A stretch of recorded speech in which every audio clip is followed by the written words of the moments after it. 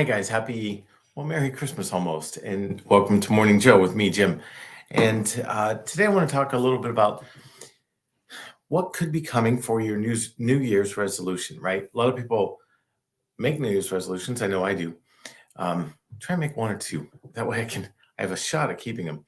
And if yours is buying a home in the new year, let's look at ways that a home can build wealth because everyone talks about, well, you buy a home and you build wealth over time. And it's true, but a lot of people are like, how does that actually work, right? So let's take a look at three ways it can actually work. All right, let's just jump into it right here and look at this wealth building. Okay, good. So here's my assumption, right? And this is all based on a conversation I had with someone just yesterday, a home buyer who's going to be buying in the new year, right? And yeah, I mean, I don't want to go too into detail, but I do a presentation like this for every home buyer. So once you make application, we get you pre-approved. Well, then it's a matter of, okay, now you're pre-approved, but what are your options? And that, to me, that's the more important thing, right? Getting pre-approved is great. Anyone can do that. But what are your options? And let's dig into them. So in this case, this person is buying a $500,000 home approximately. Might be 525, might be 450 if she finds a great deal. And planning on putting 20% down. I said 20% down, you don't quite have it in your account. Where's the difference going to come from? She said, well, I'm on track. I'm saving about $2,500 a month toward this purchase out of my income. And so I'm just being very aggressive about it. I said, well, that's awesome. That's great. Okay, so you're saving $2,500 a month. So you're going to get there. There's no problem there. So then what do? Well, you put 20% down possibly, right? So the purchase price across the board with all three of these options. The first option is just buy the home and then keep living life, right? Without anything else. The second option is, well, buy the home, but then make extra payments and pay that thing off more quickly, right? Because we all want to be debt-free one day, mortgage-free one day. And then the third option is don't be too aggressive paying it off, but invest the difference, right? And my assumption was 20% down to pay the mortgage off because that's the goal, right? Or what if you want to invest the difference and maybe only put 10% down, but start your investing with that $50,000 that you have. And across the board, I put an interest rate of 6%. One thing I didn't do was show how these numbers are amplified if we refinance at a 5% rate just a few months down the road.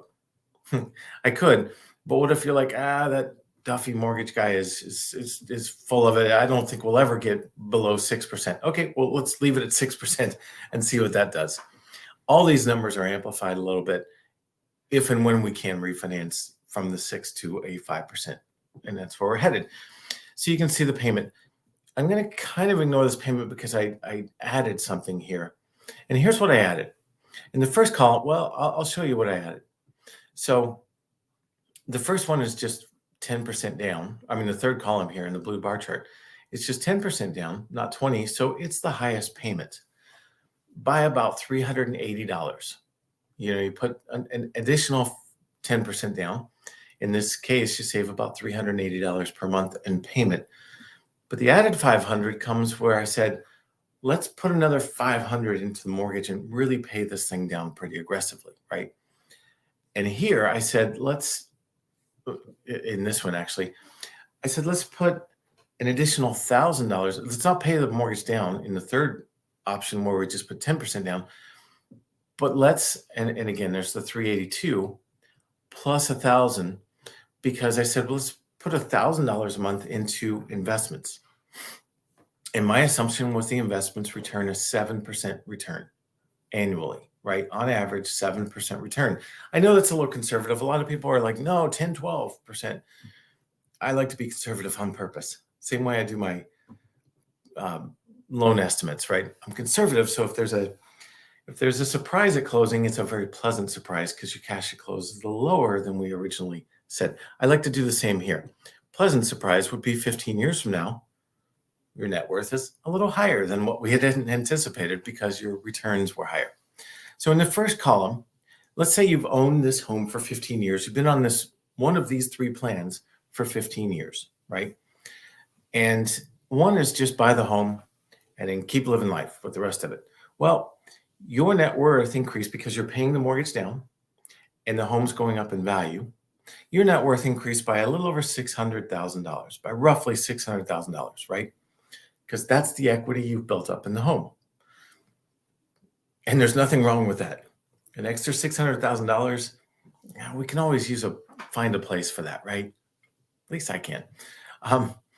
Now, if we pay down the mortgage aggressively and we add a $500 a month, an extra $500 a month to our payment to pay that principal down more aggressively, well, look, it's another $150,000 in net worth that we've accrued, right? Nothing wrong with that either. An extra $150,000, it doesn't hurt. That's what I like to say. Anytime I get an extra $150,000, it doesn't hurt. And I think you'd probably feel the same way. And the third column, though, is saying we just pay the principal off here. We pay the principal off the same way we did. And remember, this is a little bit less because we only put 10% down, not 20. So the equity is 580, not 616. So you're what, $35,000 difference there. But look at this. You put $1,000 a month into investment accounts. And again, my assumption is they return an average of 7% return per year. Then your net worth goes from just over $500,000 to just over $1 million because you've got two things working for you. You've got your investments and you've got your equity, right? You're building equity. And pretty quickly you get to $1 million net worth. Now it's funny. I showed this person yesterday this and they said, wow, I just didn't think that would be possible to get, but all of a sudden it became almost crystal clear that this is a pretty easy way to get there. I can get there. And I love that fact too, because it kind of pulls back the curtain on what's it really mean to build wealth by owning a home.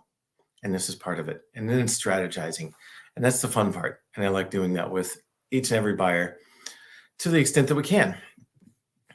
If I can help you get pre-approved today and strategize for what are you going to do with that home now that you're in it, just reach out. I'd love to help you get pre-approved and start working with you as well. If I don't talk to you in the meantime, have a great Christmas. If you do want to reach out today, we're working. We'll do that today. Talk to you soon.